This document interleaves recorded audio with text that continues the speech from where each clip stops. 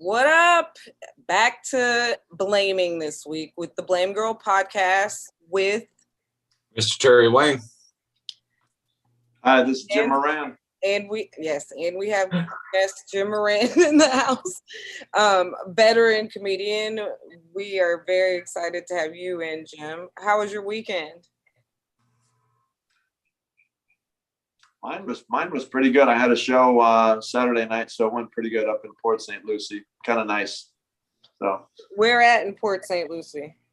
St. Lucie West, and there was no social distancing. That was like weird. Gio, there was like, I'm like, okay, there's like 100 people. It was nice to see it, but I'm glad we were, as comics, we stayed, 10, 15 away from the 15 feet away from the front row. But I'm like, damn, there ain't nobody. Florida, you're in Florida. Like everywhere. Yeah, it's scary. Before we get to Terry's weekend, I went to a show this weekend at the Improv to go see Lavelle Crawford. Yeah. How was that? It was sold out, and it was not socially distanced. Yeah, but I love Lavelle. Yeah, Lavelle Maurice Crawford. Mm-hmm. He's lost a ton of weight. Oh yeah. Yeah, I mean, I don't know if you saw him before. If you go back and see him on Last Comic Standing, he was like closing in on 600 pounds. Well, that's really good that he lost some weight. Man. Yeah, he's used to be humongous. I was telling Gio about that this weekend when she was mentioning she was going to a show. Back when I worked for the Improv, I did a press run with Lavelle Crawford, and the Improv had to give me the SUV because he couldn't fit in my normal car. Oh wow, man! Yeah, so now I understand. Terry, how was your weekend? Mine was awesome because I didn't do a goddamn thing. I didn't do a thing at all. I did nothing. I was exhausted from, because I got back from Vegas last weekend, and then worked all week trying to, how it is when you come back from vacation, you got to catch up on everything. Yeah. So I did all that, and then I had to work Saturday, and then Sunday I didn't do anything. I took a few of the edibles that I didn't bring back from Vegas with me, because obviously I wouldn't do that. But if I would have brought some back with me, I took them on Sunday and didn't do a fucking thing all day. That's cool. That privilege. I did shave though. I shaved off all the whiskers this week. So yeah, I thought so. Do you usually you don't usually have a beard or a mustache though? What I've been rocking the last couple of years is just the stubble. That's I was like, but he doesn't. Yeah, I just put the stubble on. I don't like it. I'll be the first. Yeah, it's okay. It looks a little like I'm gonna repossess your house. You know what I mean? Like I know. I'm gonna foreclose on your farm any moment. Throw your stubble back. Okay. Well, let's get into it. We won't waste too much more time just catching up. So guys, I don't know if you saw this, but parents in Texas, they are fighting over whether or not they should ban books. Can you believe we're here? Who's to blame? Who's to blame? This is like a Fahrenheit 451 type of thing. Like, okay, say the article in its entirety. Don't just go banning books. It's a sexually explicit book. Okay. That talks about molestation and graphic sex scenes. Did you read any of the actual I did quotes? read that. And what I also did though is I also read like a news article on it, because that was the Daily Wire. As we know, that's a conservative outlet. I thought maybe you would notice that it was an opinion piece and maybe go try to read a little bit more.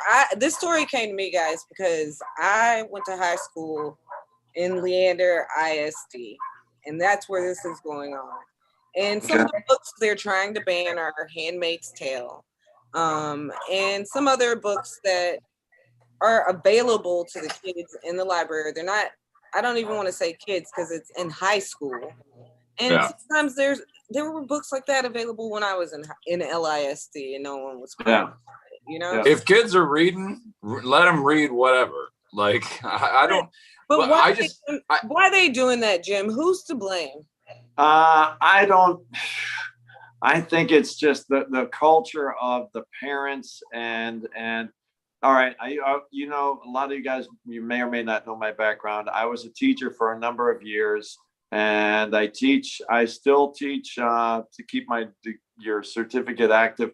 I'm teaching inmates in jails, so helping them get their GEDs. But I agree with Terry. If they're reading, man, let them read, because everyone is on these things, you know, looking at it. So I guess it's this whole, you know, the cancel culture, and we got to be 100% politically correct. There are lines that I know you can't cross, but at the same time, I'm like, man, when you said they're going to ban Handmaid's Tale, I'm like, what the hell are they doing that for? Like, no, man. You know what? I watched on TV Handmaid's Tale, the movie. Yeah. It was only a movie. A show. I know it's a show now. Oh, you mean back in the day? It's a book also. Don't try to mansplain. You just did it. Okay. He just said it too. It's okay. So I watched the movie like on HBO or Cinemax when I was in like junior high school, and I was horrified. And then when I grew up, I read the book and I was horrified. And when I watched the series, I'm still horrified. It's just a horrifying story. And sometimes it's just, you know, that's entertainment. And the kid, it's like y'all say, it's better that they're reading if they're reading it all, because they're gonna watch. You know who's to blame, it's on right? Hulu. Like they can watch. You know who's to blame is clickbait culture. That's who. Because when you first look at that article, it's like schools giving out sexually explicit materials to kids and all that. But then when you actually read the article, it's like you said, it's like, well, first of all, it's high schoolers, which barely kids at that point, especially today. Yeah. Second of all, it's books like you said, like Handmaid's Tale, and it does contain sexually, explicit materials, but every one of them's got a phone in their pocket that's a porn library. Like, who gives a shit anymore? You can't grasp your pearls every day now, because they have access to that shit 24 hours a day. Oh my God, what I wouldn't have given if I was 13 or 14 today. Oh my God, I'd be in hog heaven. You know, I was talking to my cousin about that, because I know they've got porn preferences. Meanwhile, I was stuck with the bra catalog from Sears, circular. Hey, I had Sonny and Cher on a Sunday night in CBS. We used to stay up and just pray to God that Cher. That's way too old. You're way too old. I'm old. That's old crazy school, old. Man. Yeah. Well, I will say this. I'm your dad. I'm your dad, Terry. You could be. I want to let our viewers know a little bit more about this story that I don't like, because it's who's to blame. So I want to say that it's not the violence and sex, because let's be honest, that's available on TV. Hey, that's available in the Bible. But it's this parent, Emily Long. She is the one who has brought this to the school district's attention. And guess what? Her kid doesn't even go to the school district. She homeschools. Yeah.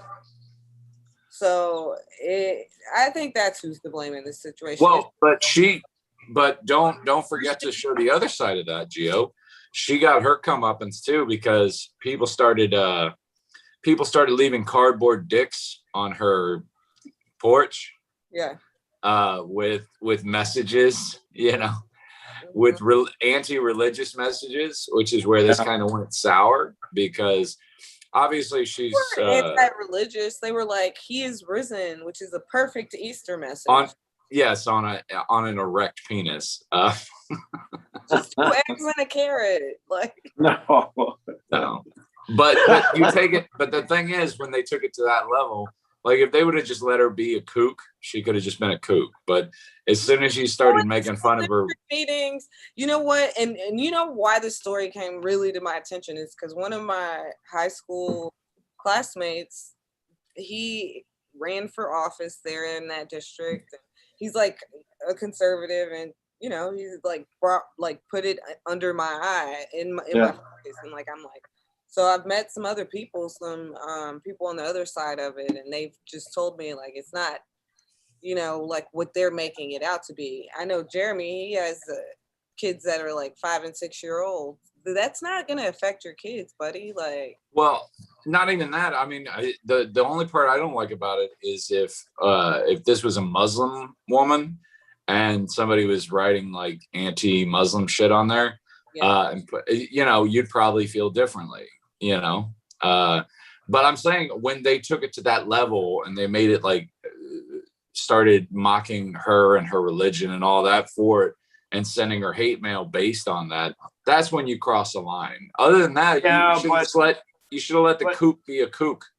Exactly. We all right, but you all go back. You remember we all had that one crazy teacher that was maybe a Bible thumper or whatever, like super ultra conservative, and they're gonna do that. But now that ultra conservative teacher is reacting like I'm not gonna take this, and they're getting like a format where they can actually go. Oh, now so this teacher Emily decided, okay, or the parent just decided, I'm going to go ahead and report this, and I think I'm right and you're wrong, and I mean, all right, it might have but as soon as you started making fun of her religion, you're throwing fire on her. I mean, you're throwing gas on her fire. And again, as a teacher, I had you're hurting your own cause. I had penises and vaginas drawn on the papers that you draw back, and the teachers the students are just testing you, like going, hey man, all right, where are you gonna go with this? I'm like, yeah, all right, fine, whatever. But that's why I'm not into teaching full time anymore. I couldn't. You take so much and then you start burning out, and well, those aren't those aren't the students. Those are the other parents. You're doing all this for like $35 grand a year, and then the principal's jumping down your throat going, what's going on? You got to get the SAT scores. And you're like, fuck you, man.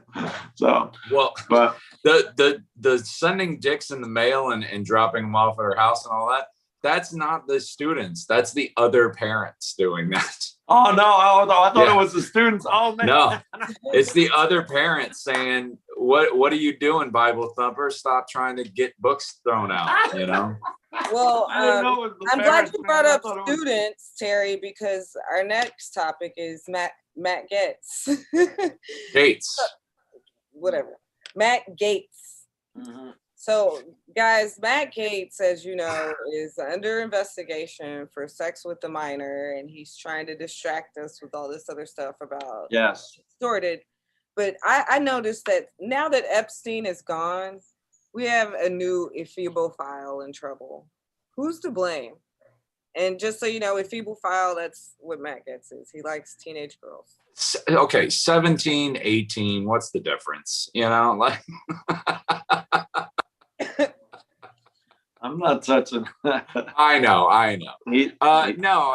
Again, I'm going to blame Q because Q, obviously, this is part of his plan. Because you got to trust the plan, as we all know. You got to trust the plan. We're talking out on this issue. Where we go one, we go all, right? So you got to trust Q. Go big or go home. That's right. Q is in control, obviously. And the whole Gates thing, it must be a smokescreen that Donald Trump is helping perpetrate here in Florida. Just a coincidence that Gates is a congressman from Florida, but no, obviously, this is just a scheme to get Hillary Clinton and the big sex machine under control. You, Jim, I don't know. Oh my God, I want him to go down so fucking hard. I hate this guy. Matt he is a white. If you looked up white privilege, okay. Yeah. I know, Terry, you and I have had our breaks or whatever, call it white privilege, whatever. But Matt Gaetz is like the storybook of white privilege. He did it. He banged a 17-year-old.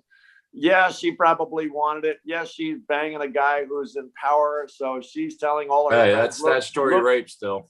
Look, she's saying, look who I got in the sack, and that's my boyfriend, and yada yada yada. He did it. He's throwing up everything. Look over here, look over there. Don't look at this. He is like the Wizard of Oz. You know, pay no attention to the man behind the curtain. You know what's great is, did you see that interview with him trying to explain it? You blame Guest. Did you see him try to explain himself on Tucker Carlson? No, I saw part of it. Oh, it's such a great, you got to look it up on YouTube. It's such a great interview because he's explaining, he's like, you'll remember, Tucker, a couple of years ago, you and I went to dinner and your wife was there and I brought a friend of mine and then the FBI was grilling her about things with me and tried to get her in trouble. And Tucker Carlson went, actually, I don't remember what you're talking about in any context. I just don't remember. And it's got to be rough to be the one human white man on earth that Tucker Carlson won't defend. You know? Because he's defending George Floyd's killer right Terry, now. You know he did so, it. You can tell by the way. Okay, guys, Terry, just by his body language, you know he did it, and you know he's trying to deflect. He totally did it. He's looking over here, looking over there. Check out. Well, here's my only thing about it. My only thing about it is I don't approve of him being charged with human trafficking. Okay, statutory rape, go for it. You know what I mean? If she was 17 at the time and he obviously knew about it, go for it. You know, but the human just because he took her on a trip across state lines, hey, to me that just seems like water. Well, hang on. It just seems like it waters down the actual human trafficking laws. You know what I mean? Actual human trafficking. You're equating just sleeping with the minor as human trafficking. Yeah, but he's being investigated. Guys, they were running trains on these minors. That's where the human trafficking, and they were flying them around doing it. No, that human trafficking, you have to travel with them. Wait a minute, I didn't hear about the train part. I didn't know. Really? Of course, you want to hear about the training. I haven't heard about that either. Let's go back detail. I haven't heard about that either. I think Gio made this up in a dream. They were cash apping them, Venmoing them like idiots. Didn't know that. I didn't know that either. This is the first time I'm hearing it. My favorite part of the story is that Matt Gaetz and the supervisor of elections went to the county courthouse and made these girls' IDs. Get fake IDs? Yeah. Oh man. That's a lot of charges right there. Yeah. I mean, as it turns out, I guess there is a secret conspiracy to sleep with underage children. We had the gun pointed at the wrong direction, I think. I'm just let them all smoke turds in hell. Let them. I want this thing. Gio, I want it to blow up so bad. Just boom. I want all of them going down. I listen to conservative radio a lot. I mean, not conservative radio, liberal radio, and that's all they're talking about. Conservatives, they're like, George Floyd deserved it. Like Terry was. I'm surprised we don't have any George Floyd this week. It looks like Terry's frozen. Hopefully. No, I'm good. I'm still here. Cool. All right, man. Cool. That's good that you unfroze. I don't really have a transition for this one, so we'll just. No worries, sweetie. I'm enjoying it. Vaccinated does not mean total freedom. Who's to blame? You can't do anything if you're vaccinated. You still got to wear the mask. They say don't travel. Like, what's the point? Well, look, Dr. Fauci himself said if you're vaccinated and if you're elderly and you're vaccinated and you want to hang around other elderly vaccinated people maskless indoors, it's fine. He said that a month ago. So I'm taking that to be as we're doing the best we can. So as I said earlier, I just got back from Vegas. I was vaccinated probably 4 weeks ago. And the CDC opposes non-essential trips, Terry. I don't care. Wait a minute. Hey, Terry, how was Vegas though? It was amazing. It was amazing. It was great. Okay, I know it's always amazing, but was it hold on a minute, I'm coming back, guys. Whoa. Was Vegas like socially distant, people masked up, or you're just like, no, pretty much people going balls to the wall? No, the flight, you had to wear your mask the entire time except when eating or drinking. Anytime you stepped indoors in Vegas, you had to have your mask on. All the casinos were separated. You had plexiglass things. Okay. Only every other slot machine was operational so that people had to sit away from each other. All the table games were separated by plexiglass, everything, you know. Wow. I didn't they took it real serious. Even the only part that I hated about it was all the shows were shut down still. Oh man, there was nothing. I thought there would have been a couple shows. I mean, I figured, wow, man, I thought the shows were up at like half crowns and stuff like that. That sucks. Oh God. No. Oh no, it was still great. That's cool, man. That's cool. We found other things to do. So that's cool.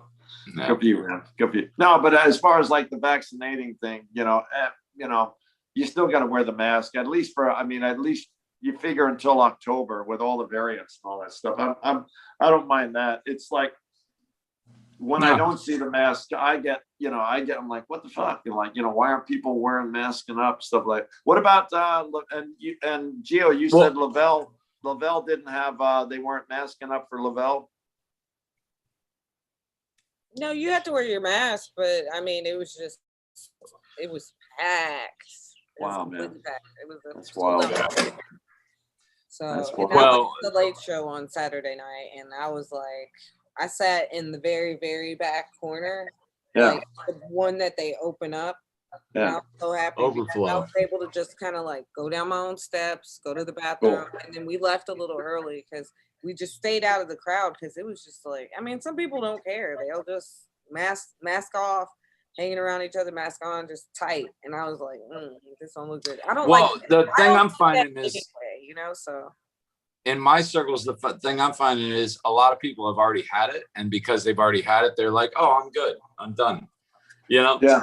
And even though I never got it, and even though I got vaccinated, I still wear the mask, just like Jim said, for other people's comfortability, because they don't know if I'm vaccinated. They don't know if I've had it. They tell you to wear the mask after you get the vaccine anyway.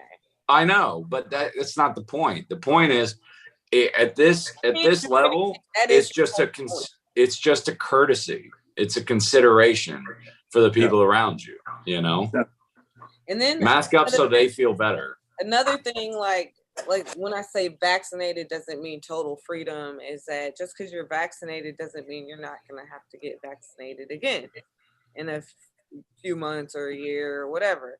But you know what? The good thing about it all is you live. I mean, you get the vaccine. I was talking to my girl Mindy about it last night because, I've been on the fence about it, and I've been in a situation where I'm supposed to officiate a friend's wedding.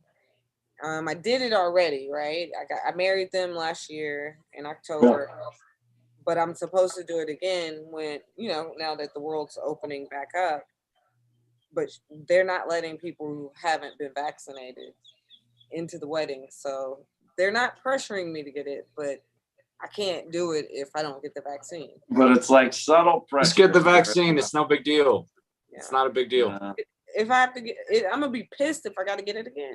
I don't know. Get it again? Yeah, because you might need additional vaccines. Okay. So what's the harm in getting it the first one? I don't know. I had no side effects, no repercussions whatsoever. You didn't feel sick or anything? Nope, not one moment.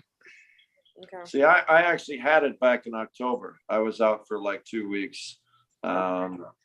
It knocked me on my ass for like 2 days. Day 3, I was like by the time day 4 rolled around, I'm cool. I'm back walking the dog, doing everything normal.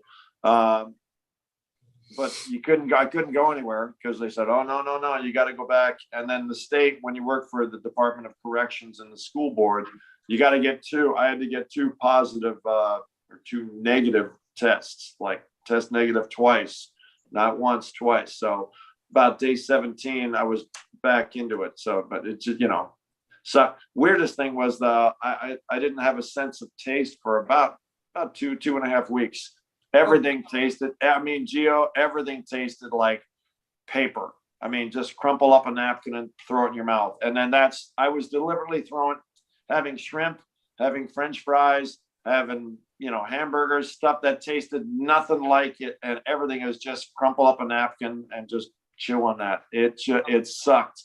You're making me want to get the vaccine just because I can't risk losing my taste buds, Yeah, well, that was the weirdest thing, man. It came back, but it took me. That was everything else. My health and no, it has lasting effects on some people. So yeah, my 21-year-old niece lost her sense of smell and taste for a little while. I mean, it was like a month or two. You know, like it was pretty. Which was funny because you'd think the younger you are, the less it is, but nope, not in her case. So wow, man. Well, I mean, COVID, you lose your sense of smell and taste, but you know what? It doesn't make you colorblind. Am I right? Oh, here we go. True. Yeah, True. I was like, should I even talk about the subject with two white guys? I don't know. But you got a black wife.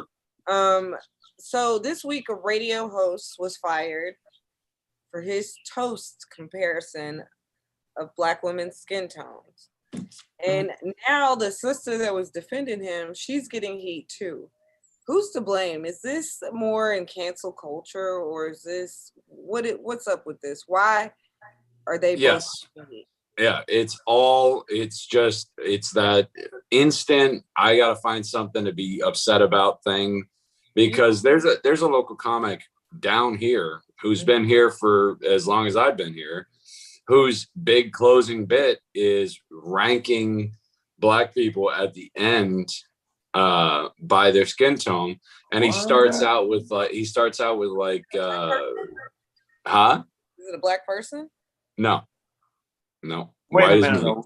A white and comic? He starts with like Latte and Halle Berry, and then he goes. Okay, I know who you're talking about. And then he goes to Space and Wesley Snipes. So Man, and all. Wait a minute, sorry, white guy's doing this? Yeah. You know him. You've met him, I'm sure.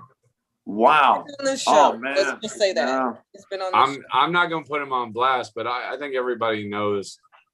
Anybody in South Florida comedy knows this dude. Wow. He's been around for a minute. Okay, that's beside the point. Why do you think they're both getting heat? Like, you think it's cancel culture? Do you think he was just wrong for using the toast comparison? Because the way the Lisa Ray, she's a sister. She came out and she defended him. She was in Players Club. That's how I know her. But she's light skinned, and she came out and she's like, oh yeah, we just have our preferences. I mean, do we just have our preferences? Because I mean, I have my preferences, but I don't let my preferences necessarily limit me when it comes to love. But that's just what I'm attracted to off the bat, Right, but we can't get into this outrage culture to the point where we can't have conversations about things either. Like we've got to there's got to be an open dialogue. And I read that, and to be honest, I didn't see anything wrong with it. He wasn't being offensive or derogatory. I don't know that it was a comparison per se, though. I think it was his like unwillingness to go with burnt toast. He's like, well, and I get that, but you can't make somebody be attracted to somebody they're not. Yeah, but it leaves a bad taste in people's mouth. I think I don't like them because of their skin color. I think the analogy as a white guy being married to my wife, you guys know it, my wife's Jamaican. You walk a fine line, okay? The white people, I'm white privilege, okay? Older white guy talking to you guys. You can't really make fun. You can make fun of your own. You're really not supposed to make fun. The way I do it, when I'm thinking my bits is make fun of myself. I always try to put myself as the blunt of the joke, not Jamaicans, not, people of Asian, heritage or Hispanic, because when I get up there and start going, hey, and stuff like that, I used to do a bit about Speedy Gonzalez, okay, cool cartoon character from like the 70s. But he's next to get canceled. I don't do it anymore.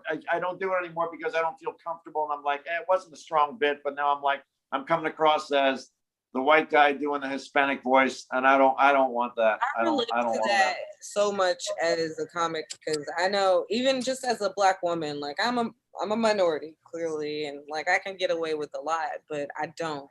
Like I felt like I was doing these jokes, and I would kind of, I don't want to call it punching down, but I would resort to kind of like stereotypes and be more like insulting towards white people. But I've kind of like changed it around because I don't have to do that to be funny. You know what I'm saying? And I want to keep the whole crowd in.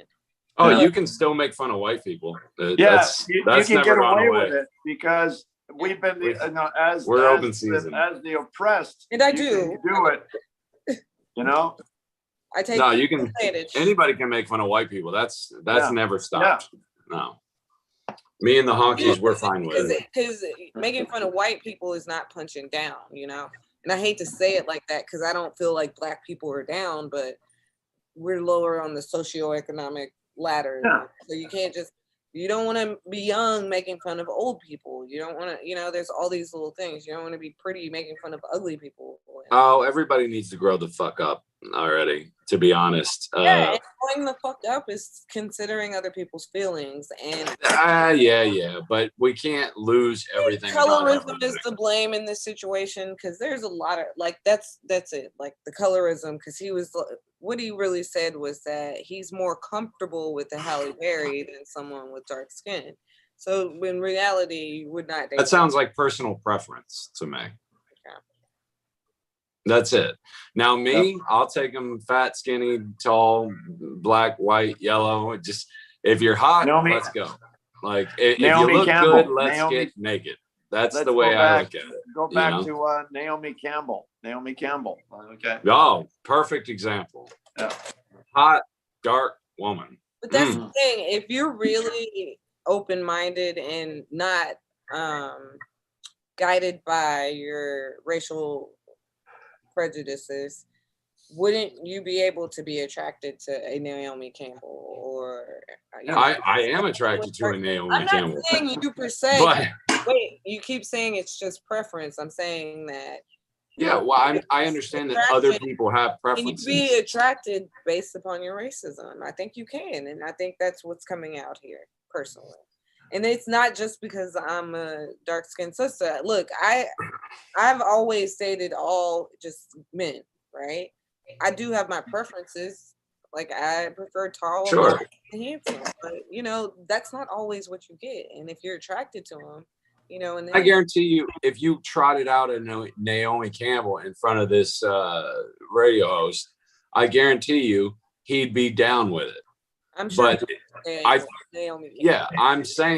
thinking that he's just like the majority of dark-skinned girls I'm just not into, which is fine. But there is always, but the thing is, we got to be able to have that conversation, We got to be able to have. Why does it have to be a Naomi Campbell? Why can't it just be a basic Black girl, just like it's a basic, Well, I'm just using an example of something somebody may have. I can't be like, why isn't he attracted to Tisha at McDonald's or, whatever? Like because nobody knows who the fuck that is. I'm using an example people know. Terry, I love you. I'm just saying, like it's there's a level. I'll say this, okay? We just have to watch how the whole context. I see where Gio says, okay, hey, who's to blame on this and stuff like that. The girl who defended the white guy using that analogy. I would have maybe used a different analogy. I just think, you got to watch it because again, everything that we do, especially as comics, all right, everything is going to be, Gio, you go up and then remember that we had that show in Pushing Lucy a few weeks ago, Dave Aguilar's, and that white guy came up to you and he was trying to, and you said he's partially woke, but he's not woke. And he was like, I agreed with you 100% on that because the guy couldn't see the point. I'm like, man, you're just not seeing it. then another thing, and then I'm going to go back and really date myself. God bless you, Terry. Twice, brother, twice. You got corona with your vaccine? Yeah. No, but okay, totally think like talking about comics. And then afterwards, I want to talk to you, Terry, because I'm racking my brain. Who the hell a white comic using that as a closer? Don't name him. I don't need him. I don't need his name floating out there. We'll talk after the show. But okay, just getting back to the whole. Okay, I can't make fun of Hispanics or I try not to do that Hispanic voice and all that stuff because then it just puts me in a bad limelight, whatever, just puts me in a bad light. Johnny Carson, again, I remember just one of his gems. I used to, again, when I was starting out, you get these little DVDs and then, little bits of advice for comics starting out from Johnny Carson. The higher you are, you can't make fun of people below you. When he was in the military, he said an officer never made fun. You couldn't do a show where you're making fun of the enlisted men. The enlisted men could always make fun of the officers, always. And it gets a bigger laugh. It gets a bigger laugh. If a comic comes on board and does a USO show and they're slamming the general and they're slamming the admiral, they're crushing. If they go up there and slam, whatever, some private first class, it's like you're picking on someone below you. First of all, the comic was Ryan Barrett. That's the comic who does that joke is Ryan Barrett. I don't know. Everybody knows him. He's been doing it for 10 years. I'm not putting anything out there that anybody doesn't know. Okay. Second of all, the only thing that I'm thinking is that in this hyper woke culture that we're in, we have to stop and take a beat and a breath and understand the difference between hatred and misogyny and racism to, at least give a moment's notice to, hey, we've got to be able to converse though. We've got to be able to tell our story and have our own opinions without having to nail everybody to a cross at a moment's notice because they say something we don't like. You have the right to life, liberty, and the pursuit of happiness. Nowhere in the Bill of Rights does it say that you have the right to not be offended. Yeah, you're right. I agree with you. And I think that I believe I'm as progressive as the next person. I believe that everybody should be treated equally, regardless of sexual orientation, skin color, race, creed, whatever. But at the other hand, you don't have the right to go through life without being offended. You just don't. That's it. Yeah, you're right on that. Yeah. I do a lot of offensive jokes. And if you get offended by them, I'm sorry. I did a joke about my father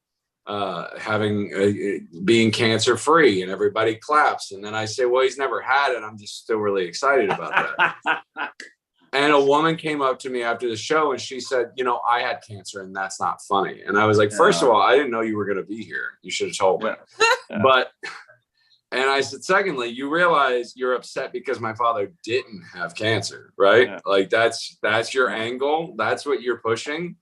It's like, how dare you say your father doesn't have cancer?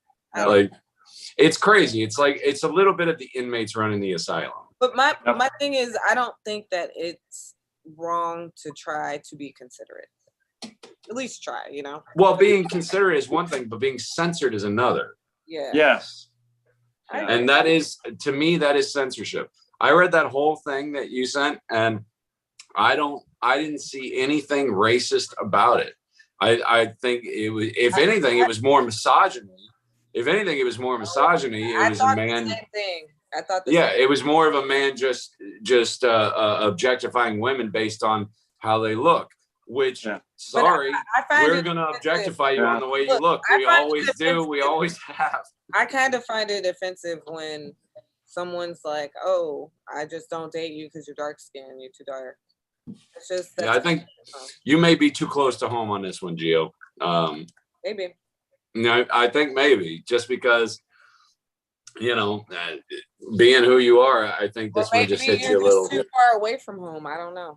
So. Oh, I can't. Well, I don't really give a shit. I don't care about being male or white. Don't lash out at me, sir. Don't. No, I'm saying I don't.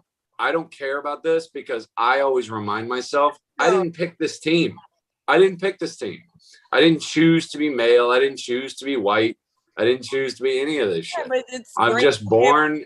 I'm just dropped into this. I'm dropped into this body. I got that. That's awesome. And I gotta live it out. I know, guy. But I'm just saying, like, it doesn't hurt to be able to try to be empathetic to other people's plight. Well, I am, but I'm not for censorship. I'm just not. If this guy wanted to try to make a funny bit, that's censorship. I think that's just the market speaking. That radio maybe show is like, fuck that. You're not gonna get our radio show dragged down with. I don't. Out of skin black women. Bye. For every 100 people that listen to that show, maybe one of them got offended by that bit. But unfortunately, it's the wheel that squeals the most that gets the grease. Yeah. And I do think it's censorship. I think that we go out of our way to sacrifice the many to please the few. That's just the age we live in. Well, speaking of censorship, we've got a guy in the house that no one's trying to censor, Mr. Jim Moran, comedian. No. He has clean as they come. He has performed across the United States for the past decade. He's got some high energy. And he's got some other things in his background that we'll talk about, like teaching and insurance and inmates and whatnot. But Jim, welcome to the show. Thank you for being on. Gio. Thank you, Terry. This is actually pretty damn cool. I was worried about, all right, what are we gonna do? Remember, I kept going, where's the link? Where's the link? Everyone has like those same concerns. They're like, what is it? And then they're like, oh, yo, this is pretty cool. No, we just bullshit. That's it. We've got some topics. We just bullshit around. Yeah, it's fine. Very cool. Very cool. And then it's neat how you go back and forth. And I'm like, I kind of agree with that. Like, all right, that's cool. Yeah, I agree, Terry, with the censorship 100%, because it always is that one person. And unfortunately, that one person who walks out offended is going to blog, and they're going to post it, and they're going to have, reshare it 14 times, and I hate that. Yeah. I'm sorry. Yes, ma'am. Hey, nobody blogs anymore, Jim. Be older. Well, yeah, I'm old. I'm sorry. You kids today. God, man. Kids, I just turned 40. Oh, man. 41. Yeah. I'm 58. I'm 58. I'm 58, you bastard. I could be your dad. Jim, you're 58. How long have you been in the game? Oh, God. 4 or 5 weeks now. I actually started getting money doing it in the early 2000s. Before that, Gio was always like, okay, go up and tell a joke, and if you make people laugh, you'll get a drink and stuff like that. And it was just like, okay, finally grew a pair, basically. Always wanted to do, I was always writing jokes and then giving them to comics, going up like, let me see if that joke works. And then, oh shit, that one tanked, that one worked. And in my mind, I thought they delivered the joke wrong. It should have been funnier. It should have been, but yeah. I guess like 2000, 2001. For anybody who doesn't. What I noticed that's different is like when we ask people, they're like 10 years. You're like early 2000s. Like, well, no, because I don't count the, when you go down there, you're doing the open mics, and then you're sitting there nervous as hell with 2 jokes that you're going to go up and if I would back then they would say, okay, if you make people laugh, they'd buy you a drink, and there was no pay. I didn't get paid for a while. Then finally developed 5 minutes, developed 10 minutes. Okay, now you can MC on a weekend spot. Cool, great, fine, and then take it on the road. Kind of cool. So go. I'm sorry. Somebody's playing the podcast in the background. I can hear it. Oh, cool. Not it. No. Well, if anybody doesn't know, anybody who knows my comedy, Jim is the exact opposite of me. He does the exact. You're known as being a clean comic. Yeah, pretty much. Yeah. Yeah, somewhere where you can bring your kids. PG. You can bring kids. PG, PG-13 maybe, if you've been drinking. They read you in the high schools, right? They'd read. Yeah. But that's I never really and I don't really write because you think, well, okay, do you have super filthy bits? One of my best guys that I love to watch is Dave Attell. I love that guy, man. He's hysterical. And yeah, okay. And then I worked with years ago. God, he's horrible. I love Dave Attell and Big J Okerson. I love him, man. I love those guys.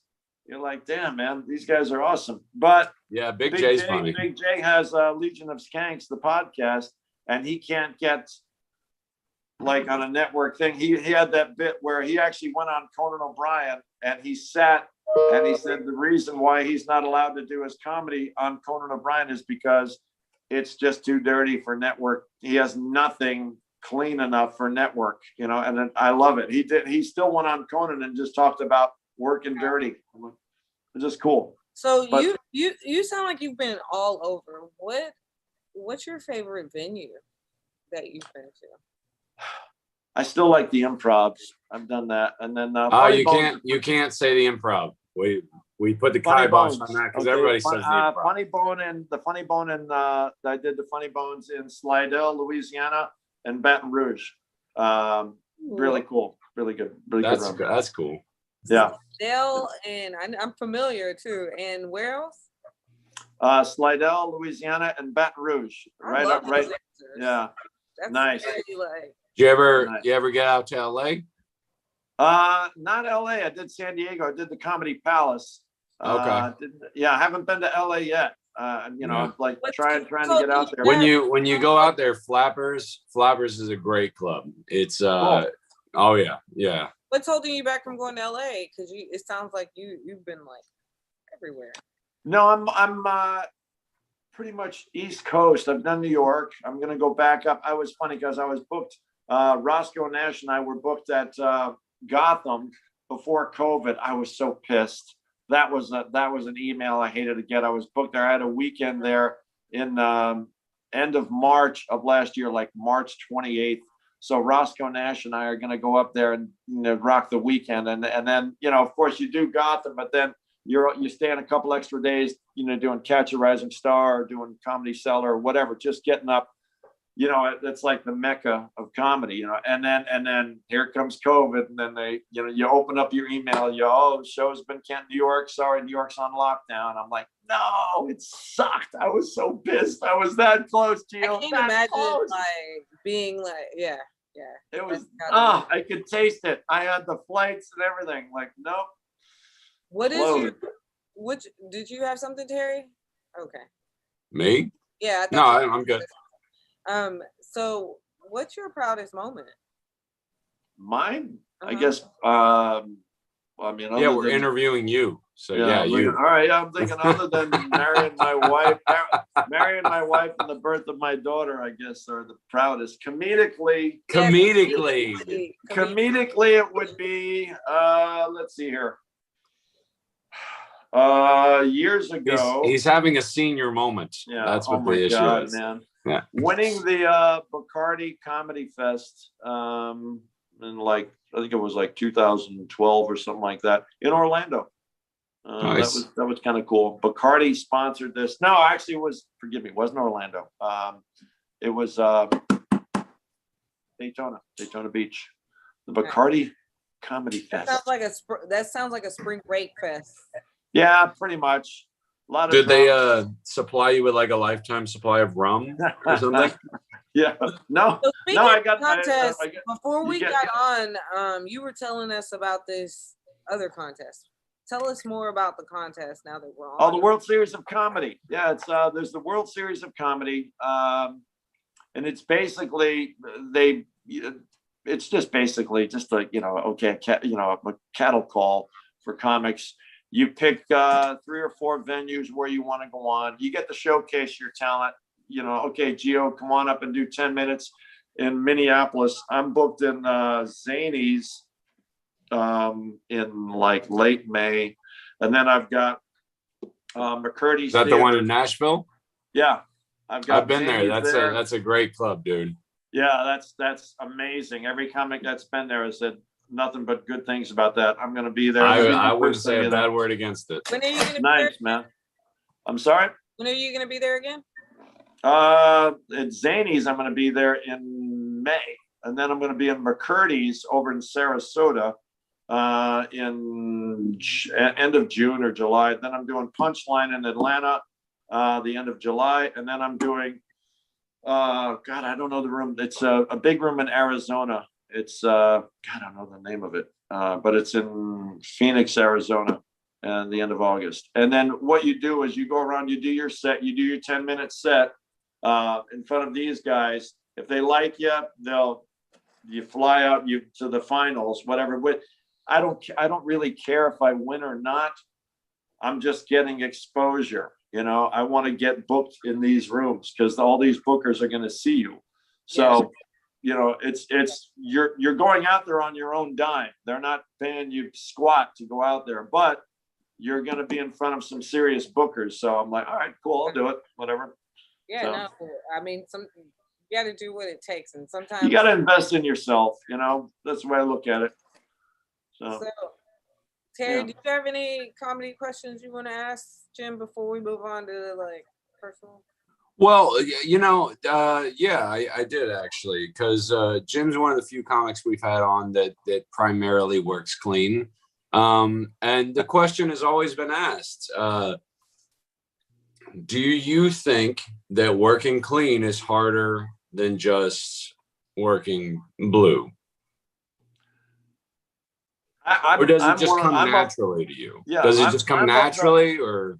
No, I'm of the belief that it's hard either way. I always give credit, honest to God, Terry. I love watching you on stage. I love watching Gio, but I know I just sometimes I'll hang after my set just to see what you're bringing, because I'm like, oh man, we had that Florida's Funniest thing.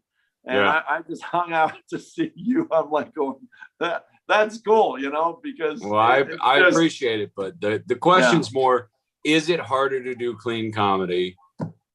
No, I don't. Not for me. No, not for you. So. I think not for me. I don't find it harder. I just, when I'm writing, that's my mindset. And then even if it does go blue, I'm like, okay, that went a little blue. Okay, whatever. I won't do. Well, I do. Bit. I'm on board. I think that writing clean comedy is a lot harder.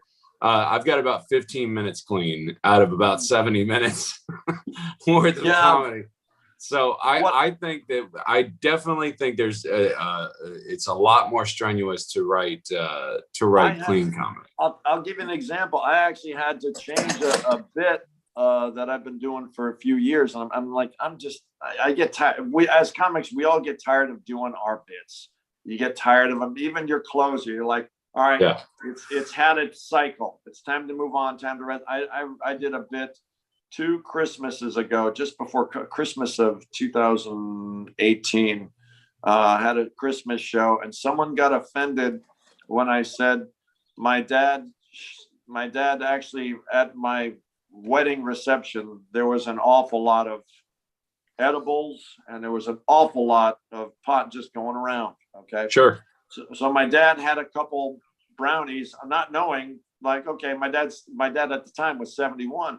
And I said, my dad literally started singing I Shot the Sheriff, just having a blast with all my in-laws, and then someone got so offended at that. And I'm like so I had to go back and I'm like, okay. At that? Wow. They got offended at that. This was Gio, this was a corporate gig. And then they said, oh, you're stereotypifying, typifying Jamaican. And I'm like, my wife's Jamaican. And then I'll actually, a lot of times I show them a picture, because sometimes they don't, oh, you're the white guy up there making fun of, I'm like, no, here's my wife. But even then I start going, all right, am I crossing the line? I don't want to be that guy, but Jim's got the ultimate black card. He can always pull out, be like, oh yeah, I'm racist. Well, look at my wedding photos. No. One thing. All right. One thing that's been working for me lately. Okay, I'll tell you 2 bits.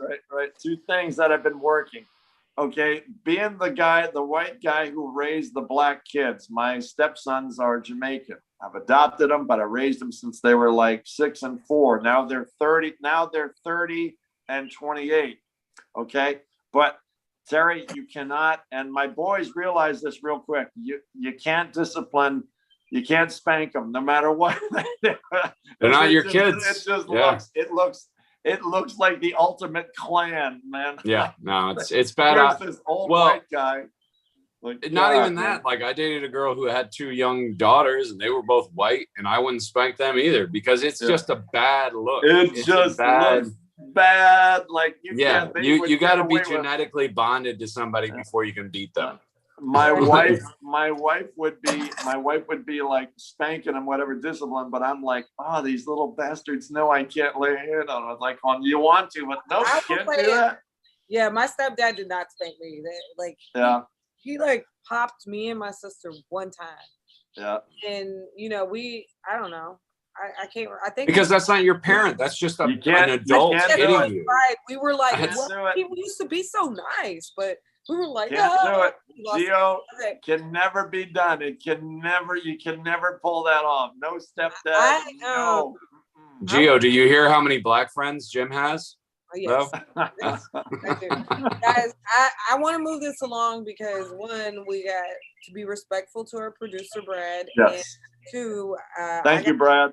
I got to go do a shoot for Tribe of Assholes. So, Jim, tell us briefly, like, about you. Like, who are you? What's your day job? You told us about your family. What is a Jim Moran? Yeah.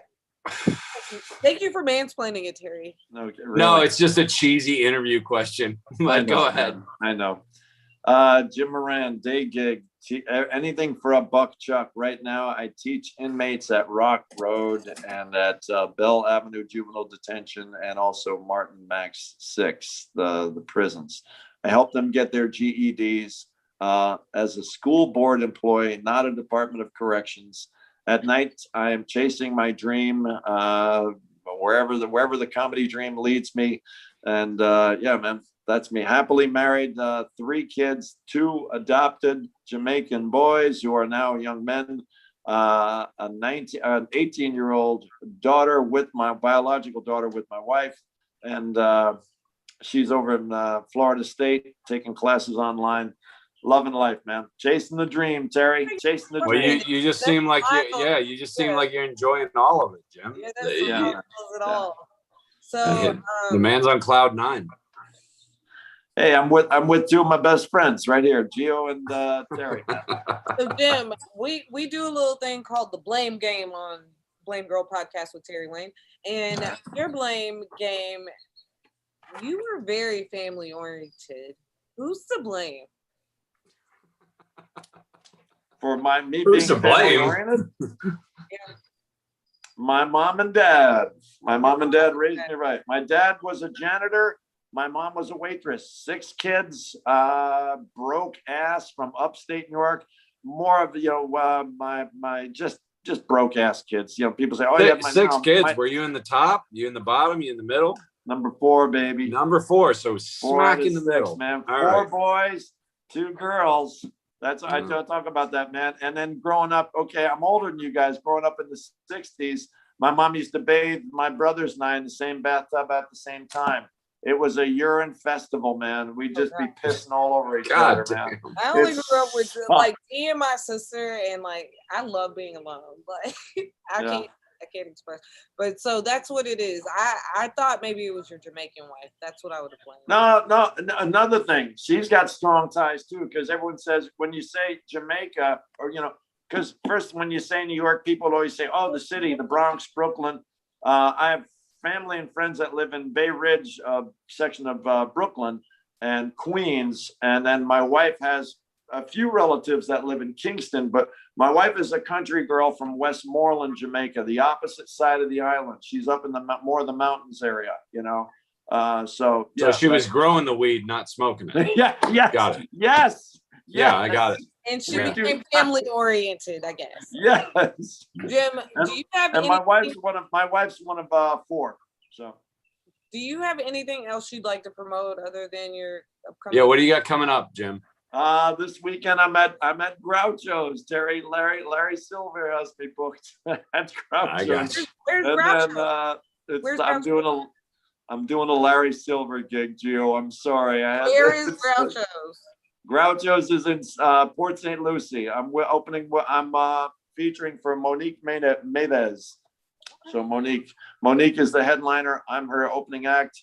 And then in 2 weeks, I'm at Bill Kirkpatrick's room over in Plant City. I'm headlining that room. And then I'm going to be doing Nyla J's room, Gatsby's. She's got me there the first week. Yeah, I'm coming down to Gatsby's the first weekend, and I think the first weekend in May. Yeah, I've done Elijah's room. That's a fun room. Yeah, that should be it. Now Elijah's. That room should be, I've heard they got good food down there. I've heard it's an awesome room, though. I heard it's really nice stage and really good comics, good acts. All right. So before we get out of here, Terry Wayne, do you have words for white people this week? I do. I have words for the honkies. Not on my show. You do not use that language. No, I can. You can't. That's the deal. That's the deal we made societally. Is I can call them honkies and hillbillies. You can't. Right. So that's our word. All right, crackers. Listen up, crackers. I've been hearing a lot about the future recently. So that's what we're going to talk about. We're going to talk about the future. Because right now everybody's talking about the fact that, at least in my circle, that we're $28 trillion in debt. So we're $28 trillion in debt, and everybody's thinking, well, why don't you think about the future? Why don't you think about the future of where you're going and your children's future and this and that? And my only answer to that is maybe you should have taken climate change a little more seriously, because it's not about what you spend, but where you spend it. Sometimes you got to invest to get money back. Sometimes you got to invest to protect people. If you really want to focus on the future, there's nothing more imminent than the effects of climate change that are going to, affect at least the next generation, if not the generation after that. Everybody knows this. The corporations know this. They've all built up giant sea walls and lifted their oil rigs out of the ocean and this and that, because they know what's happening. They know what's about to happen. They know what's coming in the next 2 decades. And that's the big thing is, if you want to care about the future, care about it. I'm all in. I'm all in with you. But you can't care about things just on your platform, and then anything you disagree with, say, oh, well, that's fucking stupid. I don't need to worry. You know what I mean? Like, either give a shit or don't give a shit. But don't give a shit based on some political party or some movement or some bullshit like that, because we're seeing day in and day out how these movements, so to speak, are falling apart. They just are. QAnon supporters are all about protecting children, yet when Matt Gaetz gets brought up, investigated on charges, now it's just that's part of the deep state or this or that or excuses and blah blah blah blah blah. No, morality. Just have some morality and pick your lane on what's good and what isn't, and stick there. Even if your politician that you follow says no, stick with it. Just stick with it all the time. Pick a morality, stick with it. If you care about the future, then care about the future. Don't try to manipulate people's feelings into saying what you want them to say. Whether it be about the budget or whether it be about climate change or whether it be about this or that. If you give a damn about the future, give a damn about the future. All right. I agree. I like your words for white people. I can't really Where did Jim go? I don't know. I don't know if he just was like, well, they're done with me and he got off, or if he just, I don't know. He's an older fellow. He might have had a winter moment. I don't know. It knocked me off earlier too. I don't know what happened. But well, guys, thank you for joining us. And guess what? We've got a treat.